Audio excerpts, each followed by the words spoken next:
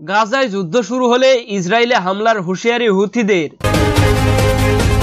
Israel যদি গাজায় যুদ্ধ পুনরায় শুরু করে এবং যুদ্ধবিরতি শর্ত মেনে না চলে তাহলে হামলার জন্য পুরোপুরি প্রস্তুত রয়েছে ইয়েমেনের হুথি বিদ্রোহীরা। মঙ্গলবার 11 ফেব্রুয়ারি এক টেলিভিশন ভাষণে এ হুঁশিয়ারি দেন হুথি নেতা আব্দুল মালিক আল হুথি। তিনি বলেন, আমাদের হাত অস্ত্রের ট্রিগারে রয়েছে এবং গাজায় ইসরায়েলের আগ্রাসন পুনরায় শুরু হলে আমরা সঙ্গে সঙ্গে প্রতিরোধমূলক হামলা চালাতে প্রস্তুত। গাজায় ইসরায়েল হামাস যুদ্ধ চলাকালীন হুথিরা ইসরায়েল ও অন্যান্য জাহাজের ওপর হামলা চালিয়ে লোহিত সাগরের গুরুত্বপূর্ণ সামুদ্রিক পথ ব্যাহত করেছিল। তাদের দাবি, এসব হামলা ফিলিস্তিনিদের প্রতি সংহতি জানিয়ে পরিচালিত হয়েছে। এদিকে গাজায় চলমান যুদ্ধবিরতি চুক্তির লঙ্ঘনের অভিযোগে হামাস ইসরায়েলি জিম্মিদের মুক্তি স্থগিত করার ঘোষণা দিয়েছে। এর প্রতিক্রিয়ায় ইসরায়েলের প্রতিরক্ষামন্ত্রী ইসরায়েল কাটোস দেশটির সেনাবাহিনীকে সর্বোচ্চ সতর্ক অবস্থায় থাকার নির্দেশ দিয়েছেন। ইরান সমর্থিত প্রতিরোধ জোটের অংশ হিসেবে হুথিরা এর আগেও ইসরায়েলের দিকে ক্ষেপণাস্ত্র ও ড্রোন হামলা চালিয়েছে।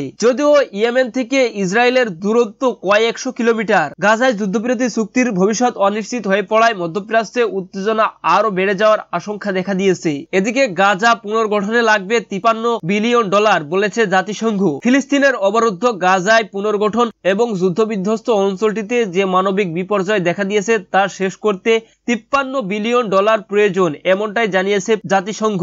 এক প্রতিবেদনে বুধবার 12 ফেব্রুয়ারি এ খবর দিয়েছে সংবাদ মাধ্যম আল জাজিরা। জাতিসংঘের বরাত দিয়ে কাতার ভিত্তিক সংবাদ মাধ্যমটি আরো জানিয়েছে, এই অর্থের মধ্যে প্রথম 3 বছরে $20 বিলিয়ন লাগবে।